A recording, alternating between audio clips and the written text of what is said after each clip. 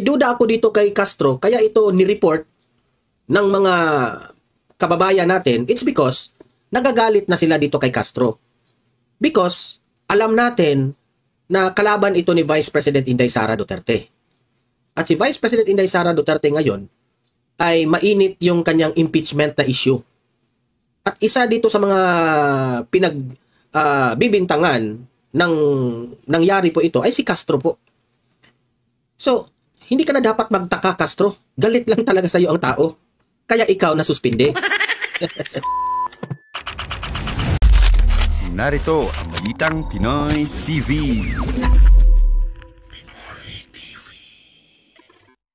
Okay, and we are live ngayon sa ating YouTube channel. At pag-usapan natin itong Facebook page ni Castro, sinuspinde ng Facebook. Alamin natin ha kung ano ang nangyari dito, bakit sinuspinde itong Facebook ni Castro, at ano ang dahilan, ano ang posibleng nangyari dito, bakit ito sinuspinde. Papakita ko yan mamaya, okay? Itong pangalawa nating pag-usapan ha, nag-trending rin sa Facebook at saka sa social media itong disqualification case isinampa laban sa mga Tulfo. Okay, specifically itong si Ben Tulfo at itong si Erwin Tulfo. Okay? Ano naman ang mga grounds para ma-disqualify itong Tulfo? Okay? Basta ako, alam niyo na, sinabi ko na yan sa inyo na ayaw ko sa mga Tulfo.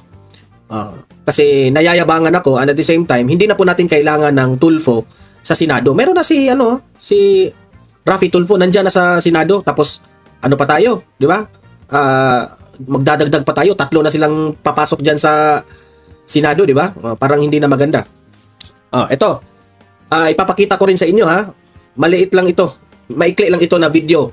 Ipapakita ko sa inyo yung si Bongbong Marcos, si BBM, kumakaway sa hangin. Kasi ang daming nagchat-chat sa akin, ang daming mga nagko-comment na fake news raw ako nung sinabi ko na kumakaway sa hangin si Bongbong Marcos, walang pumalakpak. Meron akong video, ipapatunayan ko sa inyo na talagang walang pumalakpak kay Bongbong Marcos. Kumakaway sa hangin. Nakakahiya nga napahiya siya doon.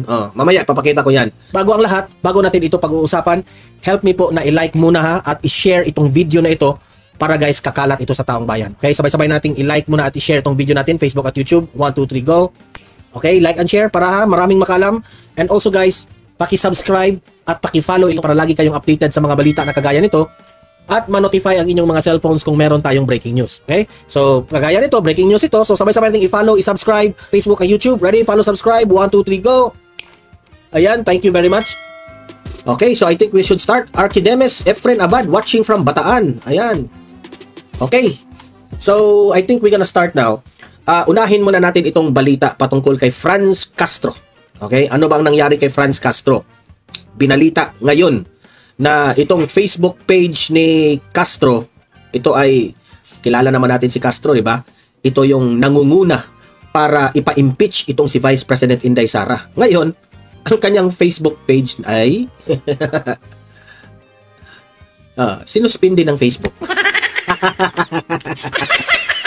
Tingnan natin yung balita. Tingnan natin kung bakit ito nasuspinde. Play. Sinuspinde ng Meta sa loob ng 180 araw ang Facebook page ni ACT Teacher Representative Franz Castro. Ibig sabihin, sinuspinde ang kanyang Facebook pero babalik lang yan. Okay? Mga 100 days plus, babalik na yan.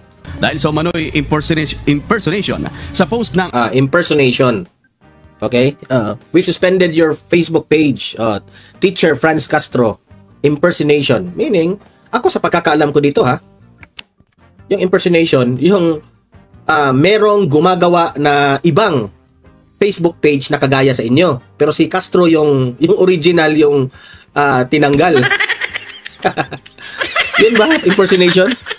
I'm not so sure about this ha, pero merong ganyang mga cases na ikaw yung original, merong gumagawa ng account na parang lahat na magkapareha mukha. Tapos yan kasi ang kulang sa Facebook yung hindi maganda yung customer service ng Facebook, tsaka hindi masyado, I think duda ko rito yung kanyang Facebook page, ang robot dito, no? Yung AI nila ng Facebook siguro yung nag-suspinde because automatic yan eh. Auto-generated yan eh. Kung ma-detect na merong maraming mga kagaya o ganun. Posible, meron ring mga nagrireklamo na ni-report nitong Facebook page ni Castro. Maraming nagagalit kay Castro. Ni-report ang kanyang Facebook page na fake news, parang ganun. Okay? ACT-Teacher Party List, dinagsa umano ng troll accounts at fake news ang page ni Castro. Dinagsa, ayon sa kampo ni Castro, kaya raw natanggal ang kanyang Facebook page kasi dinagsa ng mga trolls at mga fake accounts. Alam mo, sa totoo lang Castro, hindi yan fake accounts. Hindi yan mga trolls. Kung ang mga DDS po ang nag-report sa inyong page, galit na galit sila. Hindi, tingnan nyo ha. Nung nakita ko bigyan ko kayo ng example. Bisitahin nyo ang Facebook page ni First Lady Liza Araneta Marcos. Every time na mag-post itong si First Lady ng kanyang mga ganap, ang daming nag-heart. Okay, daming heart, meron ring mga naghaha, reaction, meron ring mga like, sari-sari. Pero kung titingnan mo isa-isa yung nag-heart, walang mga mukha. Kung walang mga mukha, mga taga-India. Hindi ko maintindihan eh. Duda ako, merong nagtatrabaho dyan, kung anong ginagawa, kung meron ba silang IT dyan o expert, hindi ko lang alam ha. Pero yun ang napapansin ko, maraming mga taga-ibang bansa ang nag-heart, especially mga India na mga accounts. Okay? Yun ang nakikita ko sa Facebook page ni First Lady. So ako, nung tiningnan ko yung Facebook page ni Bongbong Marcos, yung nag-trending yung maraming haha sa kanyang mga post, tiningnan ko, tinanggal na nga ni Bongbong, nahiya siya eh. Tinanggal niya. Tinanggal niya yung post yung kasi nag-trending yun sa Facebook patungkol doon sa world record high, itong pinakamaraming haha na post. So, imagine ha, Facebook page yan ni Bongbong Marcos. So, mag-expect ka na marami pong mag-heart kasi po 7 million na po yung kanyang followers. Pero bakit mas marami pang nag-haha na mga reaction at saka angry reaction? 'Di ba? So there must be something wrong. Ibig sabihin, galit na po ang tao. Hindi na po nagugustuhan ng tao ang mga ginagawa nitong taong ito. 'Di ba? So ngayon, dito sa case ni Castro na ang kanyang Facebook page ay tinanggal o sinuspinde ng Meta because of report, no? Ang daming nagre-report. Huwag mong sabihin na mga troll yan, Castro. Hindi yan troll. Tunay na mga tao yan na DDS. Kasi, hindi yan pwedeng makokontrol ng IT na, kayong lahat mag-report kayo dito sa Facebook page na ito. Hindi yan pwede. Itong mga taong nag-report sa page mo, tunay yan. Tunay tao yan. Hindi po ito gawa-gawa ng mga Facebook account, gawa-gawa, tapos i-report yung account mo. Hindi yan. Ang robot ng Facebook, madali lang nila yan ma-identify na may gumawa ka ng fake account tapos nag-report ka. Madali yan.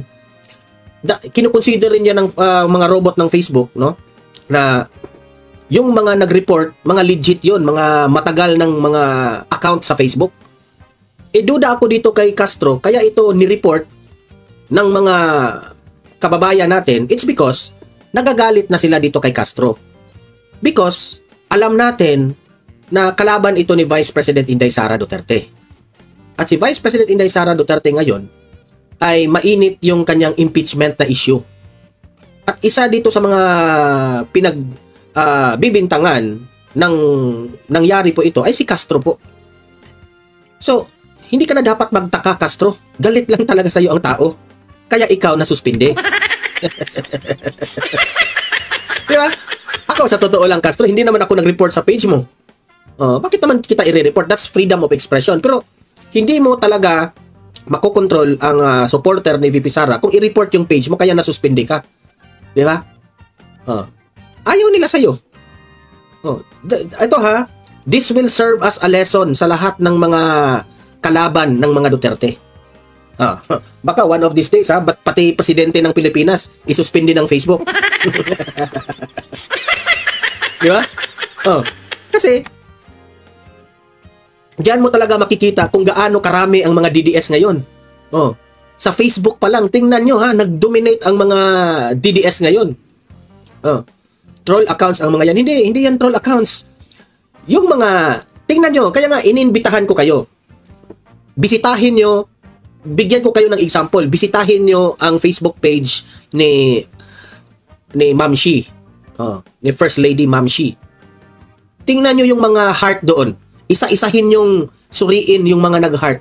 Walang tunay na tao. Kung meron man, kaunti lang. Hindi ako nagbibiro sa inyo. Hindi ako nagpipake nyo sa inyo. Bisitahin nyo.